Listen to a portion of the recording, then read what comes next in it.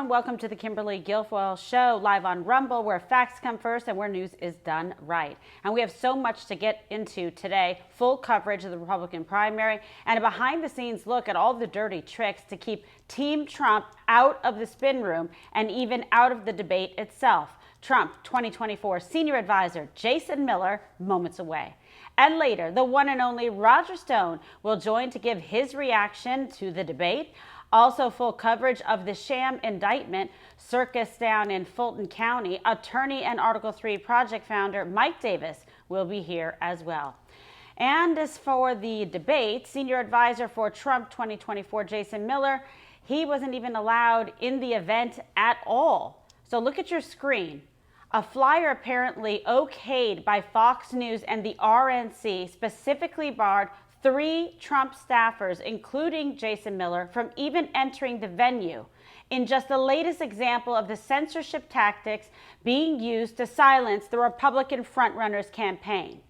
All right, here to explain more. So when I was with last night as this was going down, senior advisor for the Trump 2024 campaign, a veteran Trump supporter and advisor, one of the best in the business, Jason Miller. Jason, thank you for being here with us on the program. It's like I'm still reliving everything from last night in my head. It was crazy town.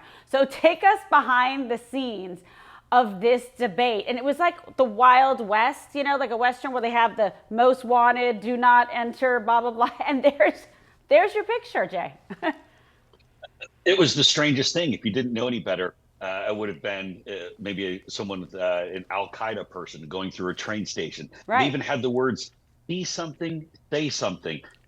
Guys, I'm one of the most recognizable team members of President Trump's campaign operation. I've been with him in 2016, 2020, now 2024. And we made the preparations to be ready to help out President Trump if he decided to do the debate. And so, of course, we were going to be there. And we had Don Jr. and yourself, Kerry Lake, Byron Donalds, a number of other all-stars who were there to help get out the president's message. Matt Gaetz, Marjorie Taylor Greene, Mike Waltz, Russell Fry, Carlos Jimenez. Really, really top-notch crew. Some folks I'm really proud to go into battle with. And so initially we had signed up to do the walkthrough of the debate hall on Tuesday. Of course, there was no need to do that once President Trump announced that he was not going to be participating in the debate. Okay, big deal. But on Wednesday, yesterday, at the debate in Milwaukee, myself and Danny Tiso, who's one of the advanced members for the press team, we went over to do some interviews in advance of the debate to talk about how President Trump would get a lot more eyeballs watching his interview with Tucker Carlson. Actually, it looks like it's going to be about 10x or 15x, actually about 20x from anything that appears on Fox News. And when we go to walk in, this gentleman comes scurrying over, just charging in as his piece of paper, and he goes, "I'm not allowed to let you in." I'm like, whoa, what are you saying? I have a credential here. I'm fully credentialed. And they said, nope. On this piece of paper, it says, "Be something, say something. You're not allowed in." I'm like, this is so, like, why would you put my picture as if it's a mugshot, as if it's some kind of America's Most Wanted? So we call in some of the brass and some different people, and they say, oh, this was a big mistake. They say this was supposed to apply to just yesterday for the walkthrough. But again, they're that scared of the Trump team to where they put that out there. So anyways, I'm giving you a lot of detail just because. No, but people want to know because there's a lot of stuff out there on Twitter and this and that. But part of it is the fake spin that they try to give you that, with your common sense, like that doesn't make any sense. So when we were coming in, and we could see it was clearly printed out and it had us on there, and it was pretty clearly at the direction of the folks from Fox News. So, okay, maybe this was in the afternoon before the debate. We have it resolved, and so headed into the place where we were watching inside the debate hall. So to be very clear, I was inside the debate hall, and all of a sudden I start getting these text messages and people reaching out saying, wow, you're banned from the debate. I'm like, well, what are you talking about? That same piece of paper that the gentleman had that said, do not let Jason Miller and Justin Caporal and Danny Tiso in, was posted at every entrance to the Fiserv Arena. And for people not familiar with Milwaukee, that's the big basketball stadium where the Milwaukee Bucks play. So you have all these entrances all around. Our mugshots, like literally, it was like, do not allow these people in. I'm inside the debate hall and stories start popping and I'm laughing because I'm in the debate hall. So it's comical. But the Fox people didn't exactly move quick to go and knock it down and say that this was done. First of all, you can't even accidentally get someone's picture and target them and say they're not allowed in. So so it got us.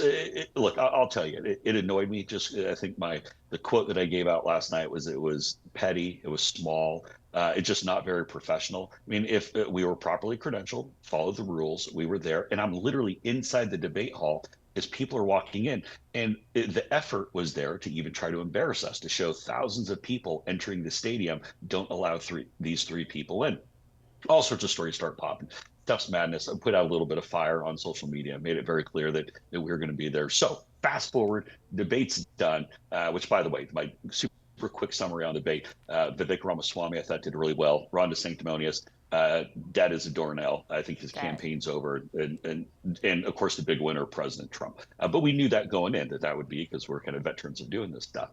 And so we head down to the spin room, and we asked the Fiserv Arena people, where is it? We asked the debate people, and they kind of lead us. And around different doors, Jr. Right? They can't go in this way, then you got to go this way. I had a security woman chasing me. Of course, she couldn't catch me.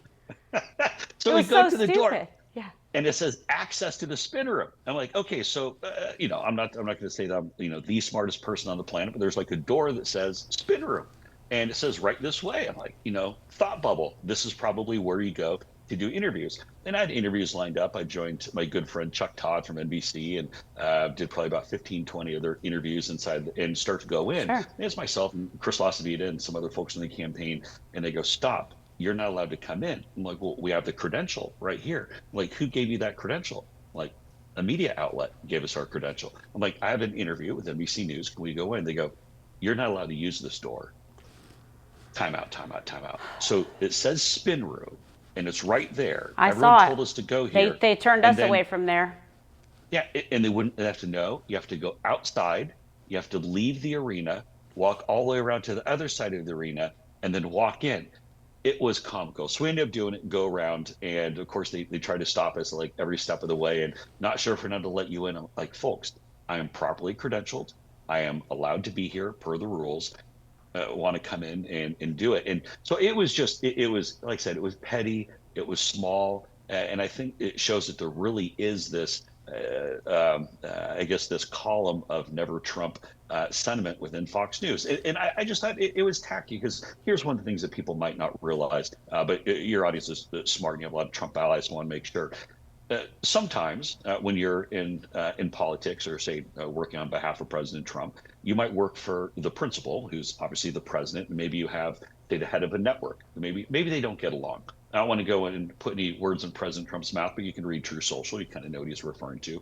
But it's our job. We're always very professional when it comes to the people, because we work with each other. They need the news content. We need them to be covering us. So regardless of what's going on above us, we have to be very professional, interact with them, and do our best. Obviously, there's some folks that we sometimes might not get along with as much, or they write, fake stories, things like that. But even with the people who you might traditionally think knock President Trump or us, it's our job to work with them to try to get them the best. And you guys are always professional. Everybody knows that. All these different reporters, whether we like them or not. And it's just outrageous to me. But Jason, if you want to encourage the front runner, okay, the guy who's getting 62% of Republican conservatives that want to support him and saying, I'm casting my vote for Trump, does it make sense to detain and treat the whole team like criminals, to do that to Don Jr. and myself? We end up having a mini little press gag with 30 reporters. So I think the Fox people's faces were melting off. But I was looking at things at Fox News, democracy in America. I'm thinking, what's democratic about this?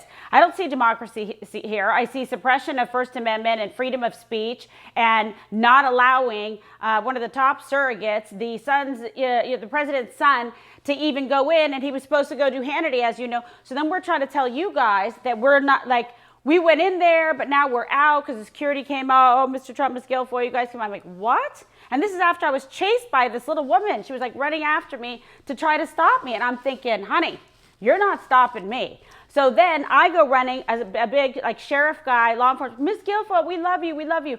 Hey, how are you? I'm like, oh, thank you for your service. I love you too. Help me. This woman's chasing me and she's harassing me. So he stops and detains her. It was amazing. Don was laughing. He's like, oh my God. But yeah, but I mean, how is this America? What's going on? Well, and the other thing too is, isn't the goal here really to beat Joe Biden, to make sure that we get him out of the White House? Obviously, we think it's going to be President Trump, and understand the RNC, they're a party committee, so they have a rule to they're not supposed to technically endorse and do different things. I understand that that's party process, but we know President Trump's ahead by 50 points, and he's even beating crooked Joe Biden in the general election. But Don Jr. and yourself, okay, it's one thing. Say you wanted to take it out on a campaign staffer. You're really going to stop the second biggest name in Republican politics? To be very clear, Don Jr.'s popularity is obviously it's a little bit shorter of his father's, but I mean, he is literally, for people not named President Donald J. Trump, he's the most popular Republican. Oh, I know. And we saw it last night. Everyone was like great and happy to see us. They stopped him. Yeah, it was nuts. And that's, I mean, that's just, it's embarrassing, I think, for Fox News. I think it's embarrassing for the RNC for ceding some of these things over to Fox News for the debate. And I think things are really going to need to change. Did you talk to them about that? Because we were saying to like Dave Bossie and everything, who we love and whatever, but I think the whole thing was an enormous undertaking, but you can't just give it over to Fox News, who was being so biased. They clearly had it in the bag for, DeSantis. As you saw, like during the debate, he had a massive section, more than anyone else, of supporters and people in there trying to yell and keep up this puppet. It was ridiculous. And then they try to stack the spin room by only letting in DeSantis surrogates and people in there. I mean, I think this has backfired spectacularly on Fox. Yeah, I agree with you. I will say that with regard to the RNC, I thought that Dave Bossie in particular and Richard Walter and the folks who we interacted with directly when this was starting to pop up, I thought they acted very professionally. I agree. Thought they did their best to resolve the situation. They did. Bossie checked in with us, made sure we had, the seats, because we were in as, media, because we're creators on Rumble, on the show you're on right now. And so we had those passes. So we didn't go in as, quote, just First Family or, quote, Trump surrogates. We went in and hosted shows from Rumble. Rumble helped, sponsor the entire thing and paying for it. And I said to our guy, I was like, hey, next time you got to get us. We have to be inside there too. You're paying for this thing along with, and sponsoring. He's like, you're absolutely right. But I will say that, yeah, Dave Bossie was like really nice and wanted to make sure we were okay. We had good seats and everything on the floor because, we dealt with this whole thing before. We're asking you, hey, are we going to be allowed in? Because there was talk that they weren't even going to let us inside the building. Yeah, it was silly, but I'm glad the RNC folks did the right thing, and and look, I think they were a little embarrassed by it, to be honest, about the behavior, of Fox, and like, good luck trying to then say, I want, Trump, come to the next one after you treat everyone in this horrible way. It's not very smart. No, you're exactly right, and look, the very clear message was sent from Fox News towards President Trump and his allies that you're not welcome.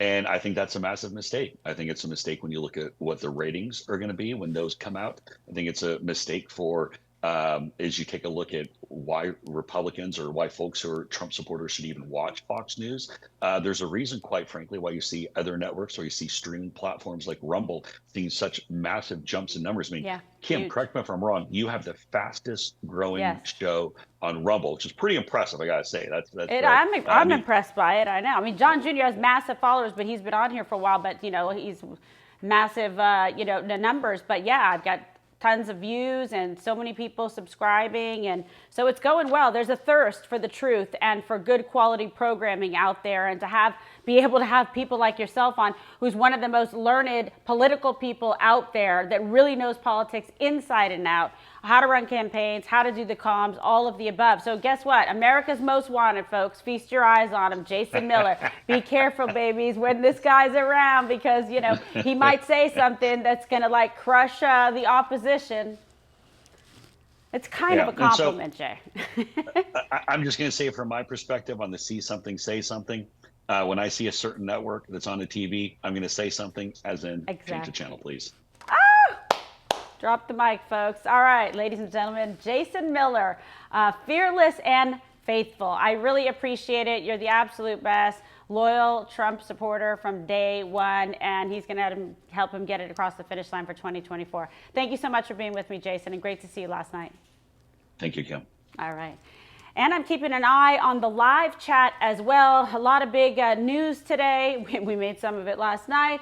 And then, of course, what's going to be happening in Fulton County, Georgia today. And joining me now for more reaction, political icon and host of the Stone Zone, Roger Stone. Roger, so I'm going to let you talk. Just take it away because it's, my God. Well, Kimberly, first of all, thank you for having me back. I like to refer to you as the MAGA Princess Warrior, because there is no more fierce or loyal proponent for Donald Trump than you, and of course, Don. Not that he's a princess, but I thought he was particularly effective last night. Who raised all of that money that the Republican National Committee used to do this debate? Who is it who's raised hundreds of millions of dollars for the Republican National Committee? Why, it's none other than Donald Trump. So the idea that they would not let you and Don enter the press area is frankly outrageous. The debate itself, I think, just reinforced the solid decision by President Trump not to participate. Nobody emerged from this debate as a clear, as anybody who's clearly in second place. I thought Vivek Ramaswamy was a standout for one obvious reason. He's the only neocon who wasn't, only person on the stage who's not a neocon. Yeah. He's the only person on the stage who actually supports the full America First agenda. Beyond that, and he lived it. No real surprises. I mean, Mike Pence was much too hot. He's trying to run on Donald Trump's record, which is... Yeah, he kept saying Trump Pence. Everybody knows that the president sets policy, not his neocon vice president.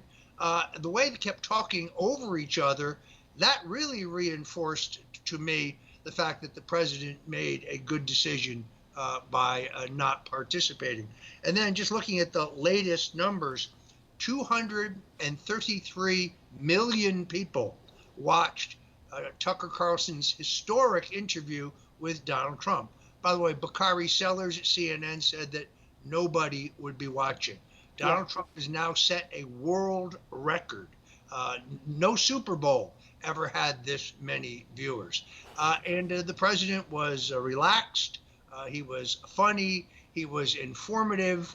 I thought he did an amazing job, and he looked great. For a guy under the kind of stress, under the kind of pressure that he's under, he just amazes me in terms of his toughness, his resilience, his determination, and his insistence that he will, in the end, win.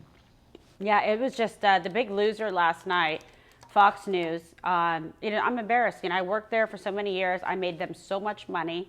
And, starting hit shows, like The Five and Outnumbered and like 9 New Year's Eve shows I did. I've anchored every single hour from the morning shows to prime time.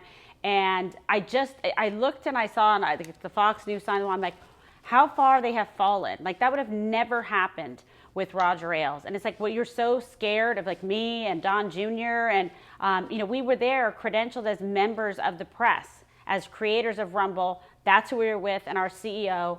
So we had seats. They couldn't keep us out because they want to say, oh, your first family. Oh, we can't have Trump surrogates. We can't have this. Oh, we can't have the campaign. Well, we don't work for the campaign. So we were there and anchored and did our shows, live from there with people who were there in the field, like Gates was on and Byron Donalds and Marjorie Taylor Greene, Russell Fry. So a whole host of people, Carrie Lake, and it was great. But then, this whole shenanigans went on where we went to go in and they tried to misdirect us and like down some rabbit hole, God knows, into a janitor's closet or something, so we can't go in there. And Don was invited by Sean Hannity. He says, yeah, guys, come into the spin room after us. And there was this whole kerfuffle, but they ended up, because it was the most interesting thing happening, in the rooms when we walked in, it ended up being an impromptu, press conference, etc. And Don, and I, piped in when I needed to, but bottom line, like, that's what they were cared about. That's what the story became. So, just when you think about it, as a political guy, for years, for so many presidents, Roger. Like, how stupid is that? That just like backfires spectacularly and just reinforces that why would Donald Trump want to go and participate in anything like that when they put up his, campaign staff as like wanted members of Al-Qaeda or ISIS or something, and then they mistreat, the top surrogate for the president, the front runner, the son, isn't even allowed to go in there. Only DeSantis surrogates? Like, it was crazy. Well, and that's kind of an interesting point. I mean, Ron DeSantis last night tried to have it both ways on the 2020 election. He only grudgingly finally said that Donald Trump actually won. Other than that, he then tried to have it both ways on the war in Ukraine. There's just something odd about this guy. He just doesn't connect with people. He looked down too much. The affect is off, right? It looked like a very poorly done hostage video. Like he's just memorizing and saying these things, and it was just weird. Totally memorized, all pre-canned, every single word of it. And then he remembers to smile, so suddenly he breaks out into a weird smile. He does this strange thing with his teeth. He was. This was his supposed to be his breakout moment. This was his opportunity to reinvigorate his campaign, and he didn't do that. He's not a champion debater, and I don't know if he has a personality disorder or what it is, but he doesn't have the social skills to connect with the average person. It doesn't. There's a total disconnect, and it's the exact opposite of what you've always said makes Donald Trump so special, because he really can. Doesn't matter that he was Fifth Avenue, eventually, billionaire, whatever. He connects with the average folks, the hardworking men and women out there. Feel like he relates to them and he understands them. The other guy looks like he's just looking through everyone. It's like very bizarre. And then Chris Christie, who I thought, frankly, talk about that. Vivek handled extraordinarily effectively when he said to him, you'd be a lot more effective attacking Donald Trump for running a campaign of grievance and vindictiveness if you weren't so aggrieved and vindictive. I mean, look, I do know that Chris Christie made sure there was no food left in the green room by the time he left. My God. Let me tell you something. He's just a piece of work. And then he thinks he's getting from his buddy, Martha McCallum, he gets the UFO question, which was actually kind of funny because it just showed like, you know what? Yeah, why are you even up here? By the way, he kept going over and like patting DeSantis on the back and went over to like coach him in some bizarre comfort animal situation, like right after the first break. And he goes over there and then he's trying to talk to, and he goes over to talk to Brett Baers, like clearly like uncomfortable. It was just so bizarre. And I felt like he kind of went from trying to protect and support Ron DeSantis, to try to kind of do like what he did with Marco Rubio and the Trump thing, right? When he attacked Rubio, et cetera, et cetera. And then I feel like he kind of went over and started trying to shift to protect like Pence when he felt like he was doing well. The whole thing was very bizarre to me. Well, and then I have to say this, and I tweeted it last night. Asa Hutchinson talking about drug interdiction is laughable. When Asa Hutchinson was the U.S. attorney in Arkansas, he was well aware of the fact that the Central Intelligence Agency was trafficking millions of dollars worth of cocaine into Mena, Arkansas, consolidating it and using it to get around the Boland Amendment passed by Congress to fund the Nicaraguan freedom fighters in violation of the law. He was well aware of this. He did nothing whatsoever about it. Governor Bill Clinton allowed it. So to have Asa Hutchinson talk to anybody about busting the Mexican drug cartels, what about busting the CIA drug cartel? Yeah. Governor? I mean, this was ludicrous. I don't even know what he's doing on the stage, to be honest with you. And then the fellow from Burgum. From North Dakota. I became mesmerized with his eyebrows, to be honest with you. They were like scaring me. They were so bushy. It was like very bizarre. Like moth larva landed on top of his eyes. I mean, I couldn't focus on what he was saying because I was so mesmerized by his eyebrows. So I'm not sure what he was doing there either. When are these people going to drop out? Are they all going to stay into Iowa? Does DeSantis get out then? Where does this race go from here? And do you even think Biden will debate in the general election? First of all, I think there's one very key point, and that is there was a definite flashpoint between Nikki Haley and Vivek Ramaswamy. Oh, talk about that. I don't think Vivek explains Ukraine correctly. Let me be as clear as possible. When the Russians agreed to allow the reunification of Germany, we agreed not to move NATO, to use Secretary of State Jim Baker's words, 1 inch closer to the Russian state.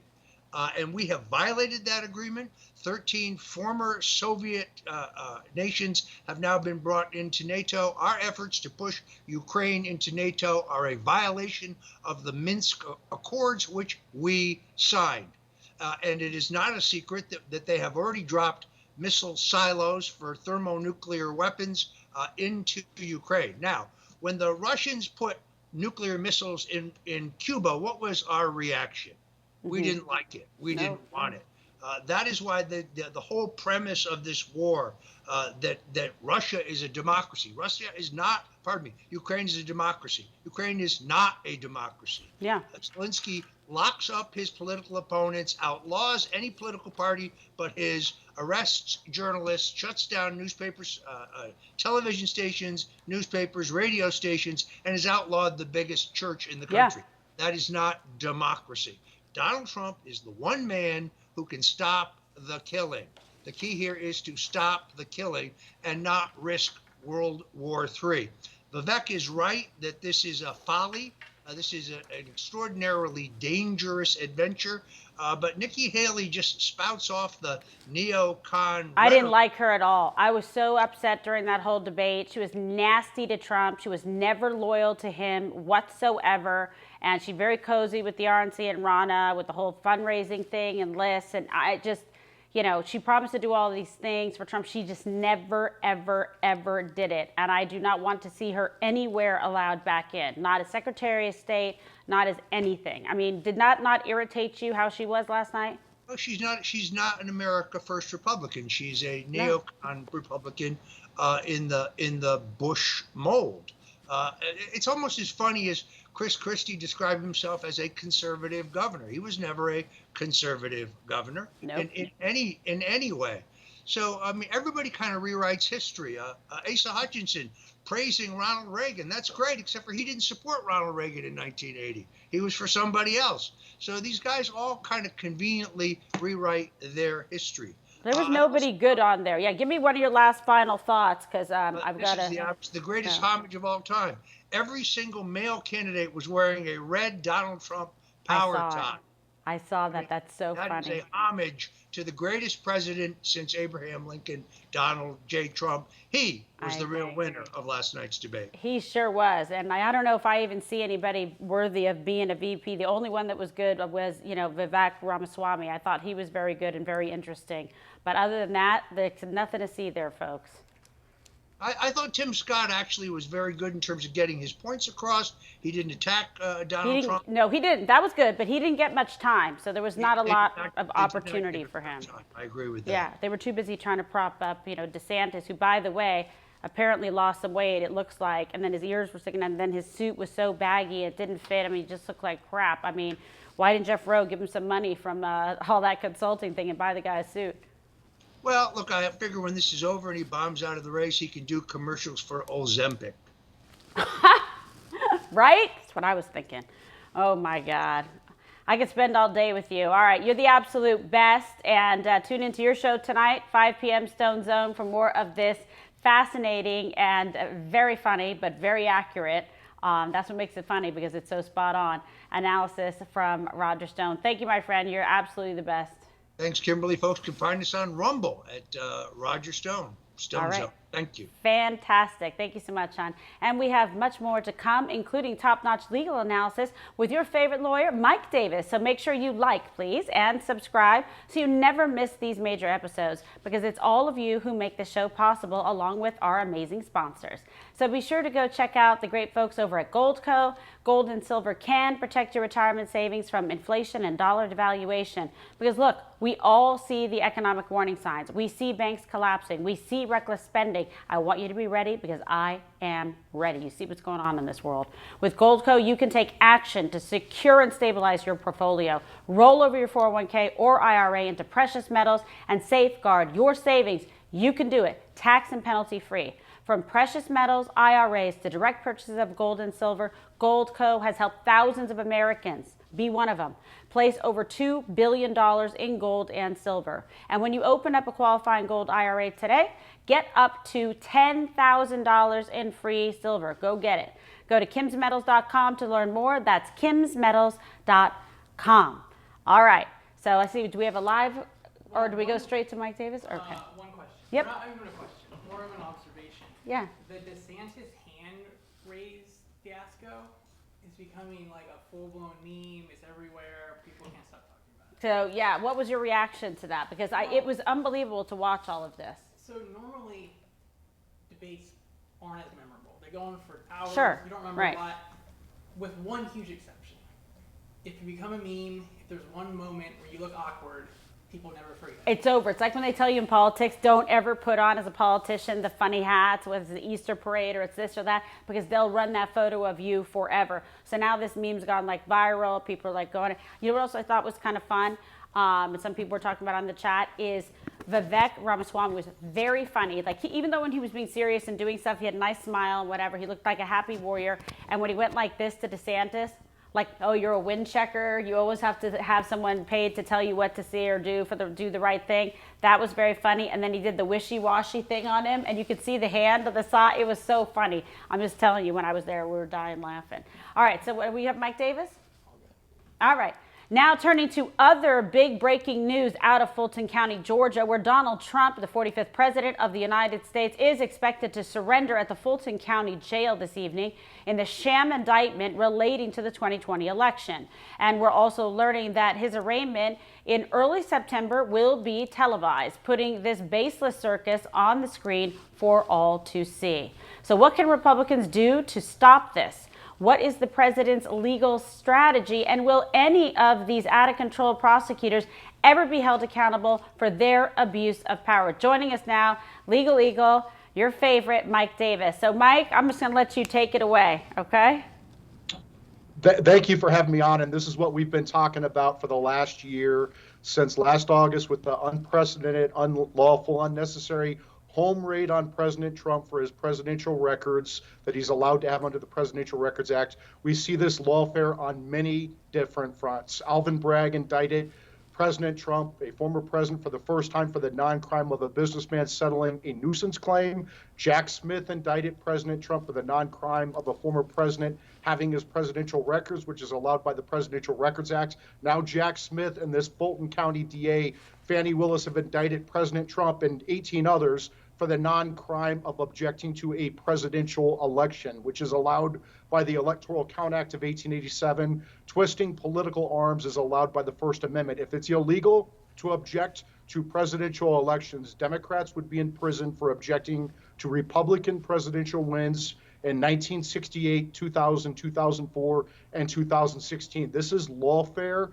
This is election interference. They're not even hiding it anymore. And this is clearly driven by Joe Biden and Merrick Garland in the Biden Justice Department. Fani Willis was asked about if she was communicating or cooperating with the Biden Justice Department, including Jack Smith, at her highly inappropriate press conference, and she declined to answer that question. She answered everything else, but she declined to answer that question. And House Republicans, I'm very happy that Jim Jordan sent out this letter today to Fani Willis demanding his communications with the Biden Justice Department, because this is clearly election interference. This is clearly lawfare.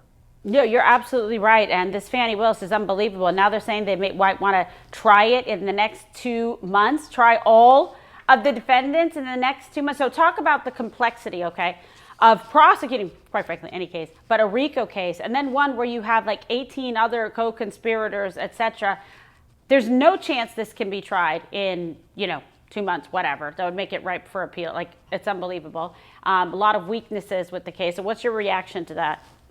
I mean, you're a former prosecutor. You know how silly it is for Fani Willis, after waiting 30 months to indict President Trump and 18 others. This is a legally frivolous case under the racketeering theory, but it is a factually very complicated case where you're talking about many different potential witnesses in many different states. If you're alleging this racketeering conspiracy, like across 6 or 7 different states. These defendants have the right to defend themselves. They have the right to call witnesses. Yeah. They have the right to gather evidence, and you can't do that within 2 months. And it just shows what this is all about. This is election interference. Mm-hmm.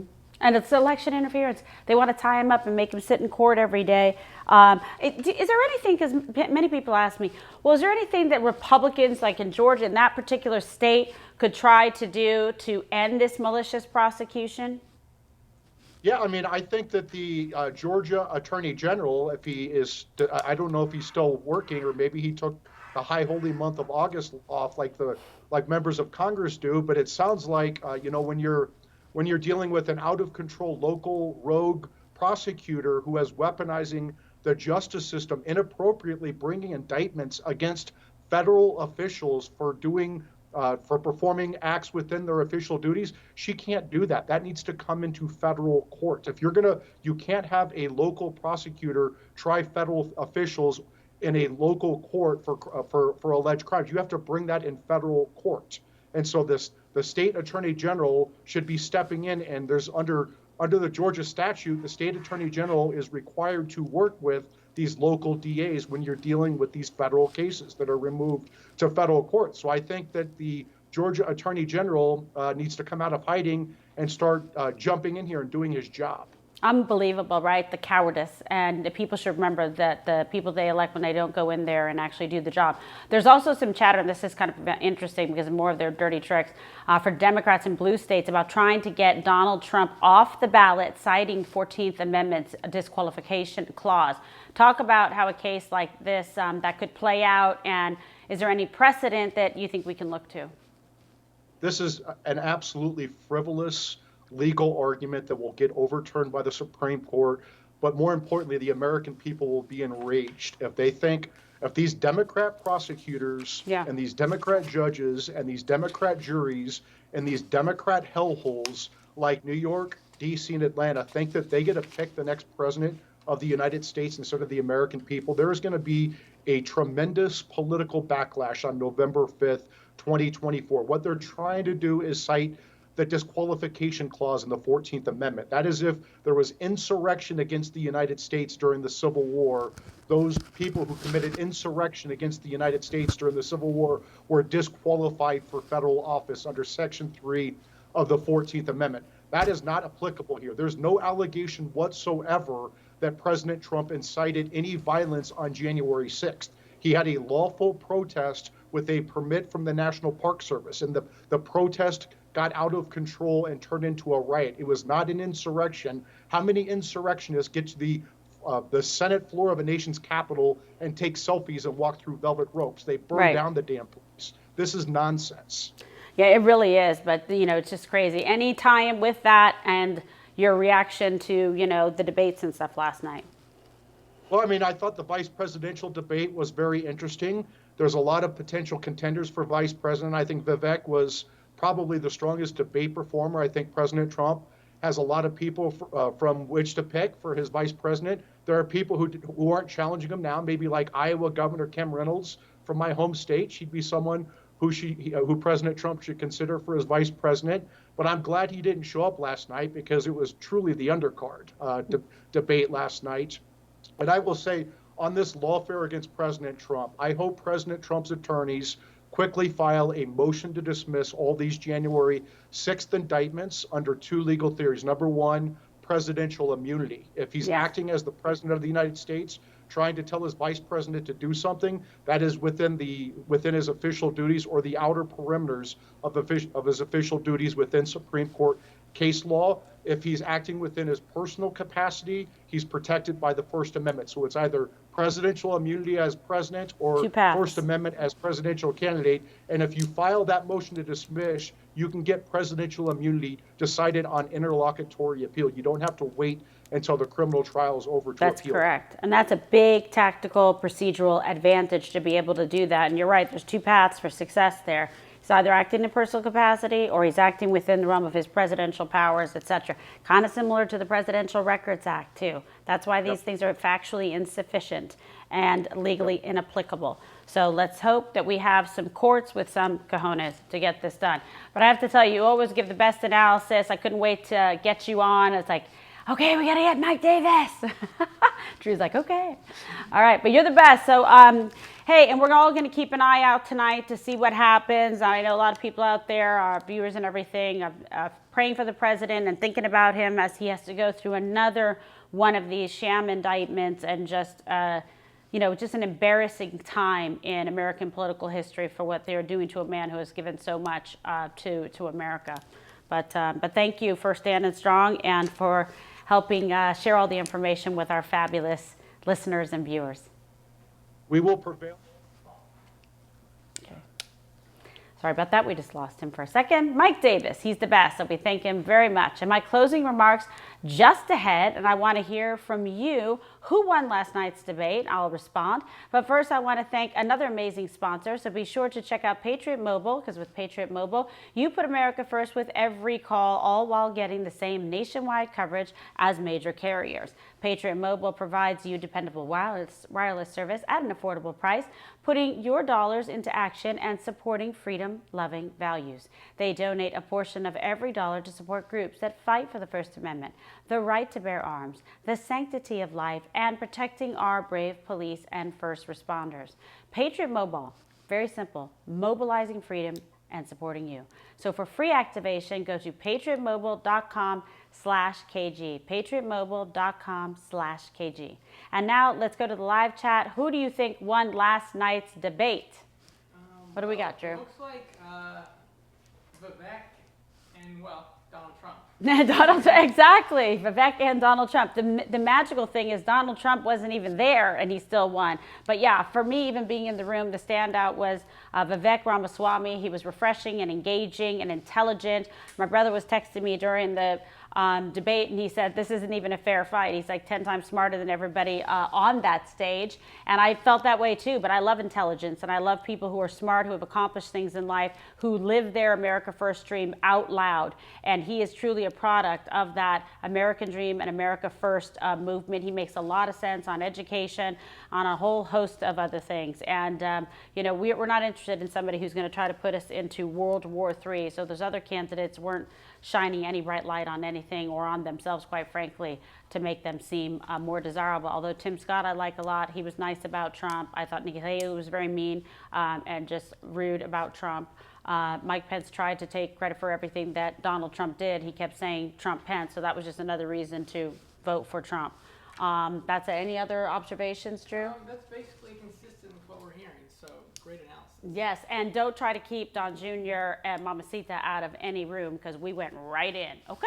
And then we stayed for 30 minutes. They just didn't want us to go even further in the room, but that's how it goes, because this is America, and she's worth fighting for, and we're always going to stand up for you, just like the president does. So in closing tonight, last night's debate and the never-ending sham indictments tell us one thing: Donald Trump is the man for this moment. The other candidates aren't ready to combat the corruption that's trying to destroy us in our country. And the swamp knows they can't beat Donald Trump at the ballot box.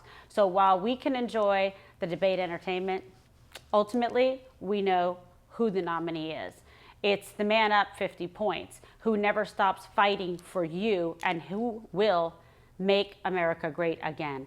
There's no Trump policies without Trump himself. Let's always remember that. Brighter days, indeed, they are ahead. And until that day and for every day in between, remember that you have a home right here on this show on Rumble, where we reject the false narrative and always seek the truth. And please be sure to like and subscribe to my channel at Kimberly Guilfoyle and Donald Trump Jr.'s channel. Turn on notifications, download the Rumble app, and tell all your friends so they never miss an episode and know exactly where to find us. And be sure to follow me and Don across all platforms, please. X, formerly known as Twitter, Truth Social, Facebook, and Instagram. And let me tell you, because I was there with him last night, do not miss Don Jr.'s big show at 6 p.m. live. He is going to give you the inside scoop on everything that happened behind the scenes at the debate, and he'll take your questions live. So it's going to be you and him. You don't want to miss it, all right? 6 p.m. Eastern live, Donald Trump Jr. show. And I hope you have a great rest of the day. Please pray for the president and for what he is going to go through tonight. We will be strong. That what doesn't kill us only makes us stronger. All right, be well, and I'll talk to you all again soon.